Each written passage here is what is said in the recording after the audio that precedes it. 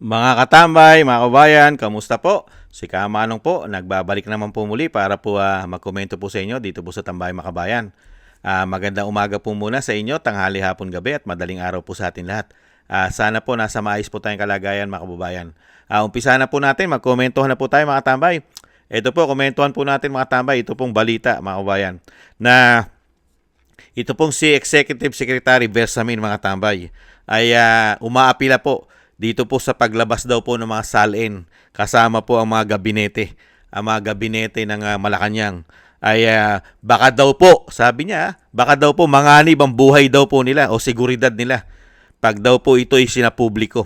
At isa sa alang-alang daw po at magkakaroon daw po ng pagdududa. Baka daw po ang mga buhay nila ay manganib mga katambay. Unbelievable. Kung wala kang itinatago, at kung hindi ka magnanakaw, bakit ka matatakot? At pangalawa, nakatira po kayo sa exclusive subdivision. Gated. Gated ang mga tinitira nyo. Mayayaman kayo.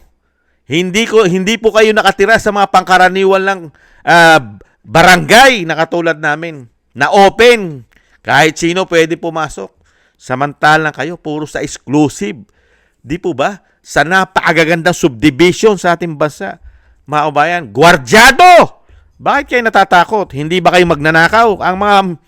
Ang mga natatakot lang po, yung mga may ginagawang katarantaduhan. Di ba? Yung mga nagnanakaw, yan. Baka natatakot yan. Pero yung katulad po natin ni Kamanong, bakit naman matatakot si Kamanong? Hindi po ba? Mga kabayan, pakinggan po natin ang balita. Tila may reservations ang executive branch sa pagsasapubliko ng kanilang SALN. Bagamat sang-ayon sila dito, dapat kontrolado pa rin daw ang pagbibigay ng access sa isang mahalagang dokumento. Nagbabalik si Ivy Reyes. Bukas ang ehekutibo na maglabas ng kanilang SALN o Statement of Assets, Liabilities and Net Worth. Pero, paalala ni Executive Secretary Lucas Bersamin, hindi basta-basta naglalabas nito ang gabinete ng Pangulo.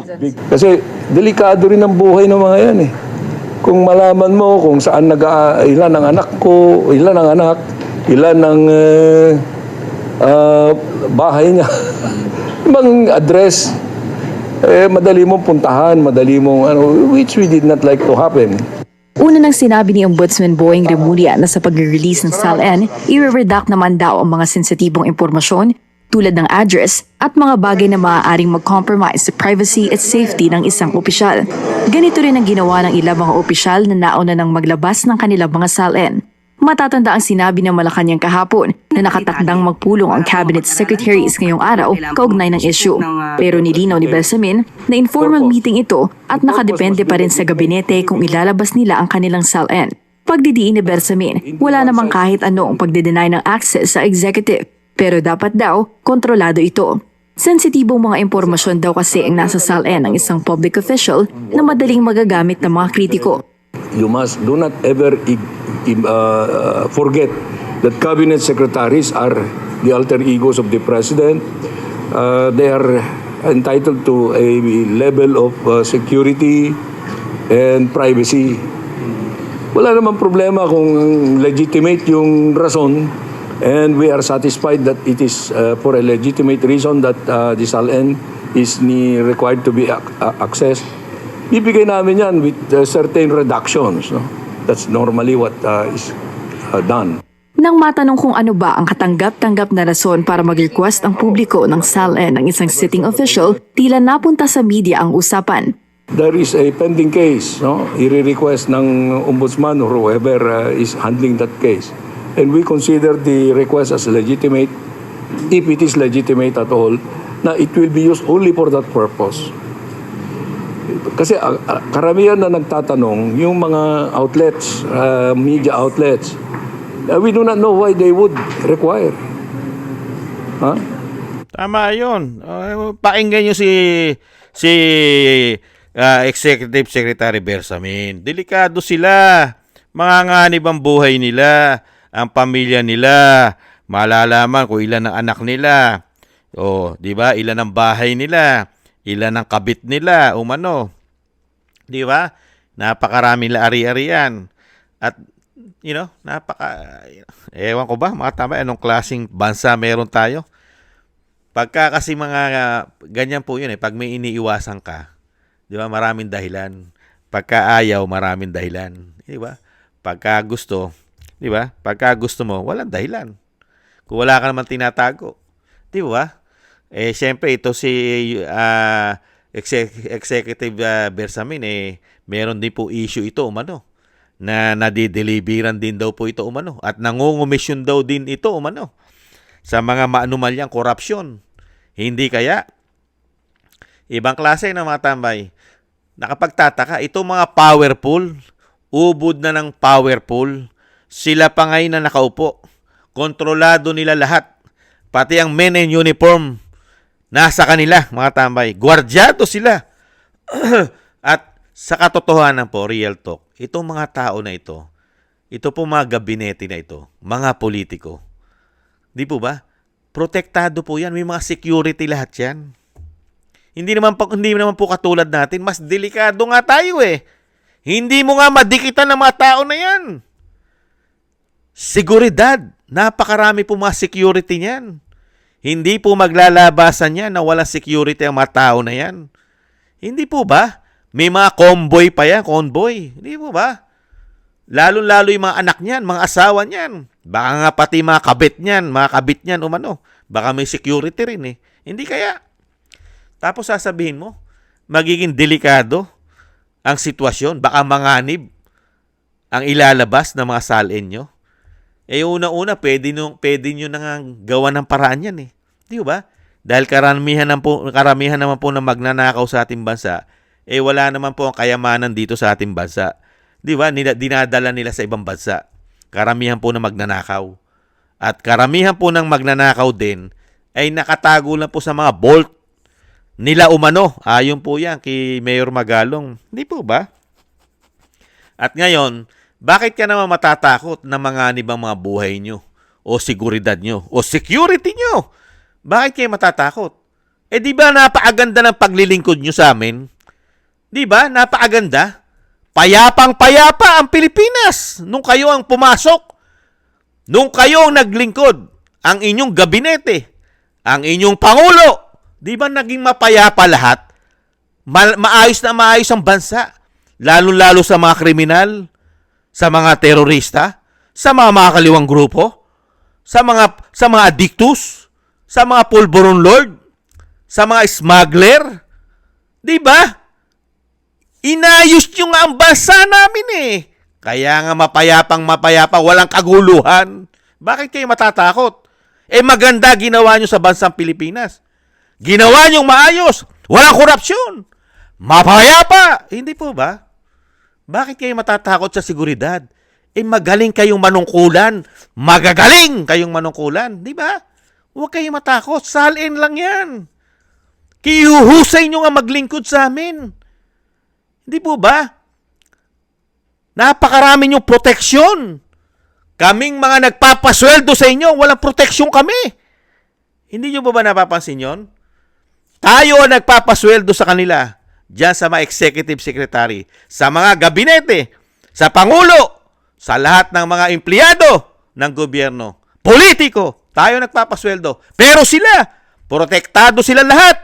Kumpleto sila sa gwardiya, sa driver, security ng kanilang tahanan, gated. Samantalang tayo nagpapasweldo, isang kahig, isang tuka. Tapos kayo pa matatakot? Kumpleto na kayo sa seguridad? At tarantaduhan yan. Hindi po ba? Unbelievable. Kami nga dapat matakot sa inyo. Dahil kayo gwardyado. At meron kayong mga bodyguard, mga dibarel. Kami, boses lang ang daladala namin. Boses! Reklamo! Pagiging dismayado sa ginagawa ninyo. Hindi kaya?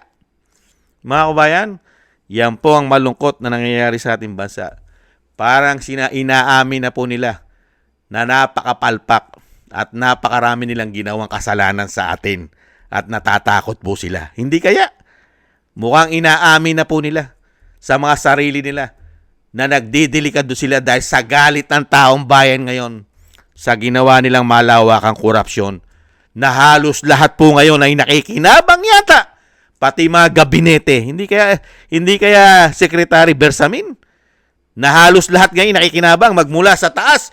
Pati mga sekretaris, gabinete. Hanggang sa baba, hanggang kay kapitan. Baka nga pati mga barangay tanod ngayon ay nagkakapera na rin sa anomalya. Hindi kaya? Yan po mga tambay, ang pinakamagagaling sa kasaysayan ng ating bansa. History! History po mga kabayan. Napakagagaling ng nanunungkulan po sa atin. Pati po mga gabinete. Talagang piling-pili po. Ubod na ng gagaling. Piling-pili. Talagang hindi mo matatawaran ang kanilang kagalingan. Mga kabayan, na kailangan proteksyonan mo. Lahat ay papabor sa kanila. Mga kabayan, hindi pwede basta-basta maglabas ng salin. Mga kabayan, baka magdelikado. At napakadelikado po ng ilalabas po. Baka magamit sa politika. Pwedeng gamitin, mga kabayan. Ano pa ba? Ano pa ba ang sisirain sa inyo? Meron pa ba sisirain sa inyong lahat? Nagtatanong na si Kamanong, meron pa ba kayong mga dignidad? Meron pa ba kayong kahihiyan? Sige nga. Nagtatanong lang po, ano pa dignidad at kahihiyan nyo? Kumapal na nga mga pagbumukaan nyo Umano? Nagkapala na. Manhid na. Sa kapal. Hindi kaya, mga kabayan? Yan po mga kabayan, ang nakakalungkot mga kabayan. Pagka ang mahirap, napakadali po. Napakadali po natin. Napakadali po ng batas para sa kanila. Pagka tayo ng mahirap ang gagamitan ng batas. Pero pagdating po sa kanila, napakarami pong special. Special po sila sa lahat ng bagay. Unbelievable. Maraming salamat po sa gusto po ng ating Tambayang Makabayan sa YouTube at TikTok. At sa ating po mga subscribers, sa mga nagbibigay po ng biyaya, maraming salamat po. Shoutout po sa inyo lahat. Mabuhay po kayo. At yung panalangin at dasal po natin, dire-diretso lang po mga tambay. Ipanalangin po natin ang ating bansa na matapos na po at maging mapayapa na po. Matapos na po ang kasamaan nila. At muli po makabangon na po sana sa lalong mabilis sa pagkakalugmok at lalong-lalo po sa mga politiko at gabinete na nagpapahirap po sa ating bansa. Sana po ay dinggin po ang ating mga panalangin na mawakasan na po ang ginagawa nila. At ganoon din po ang pag-iingat po sa pamilya Duterte, ang ating Vice President, ang dating Pangulong Duterte, ay maingatan po sila sa kapamakan. Madugtungan pa po ang buhay at kalakasan ng dating Pangulo at makalabas na po siya sa lalong mabilis. Thank you po sa mga dasal po natin mga kabayan. At tayo rin po ay magdasal na tayo po ay maingatan at ang ating buong sambayanan. Ingat po mga tambay. Tiis lang po. Paalam. Bye-bye.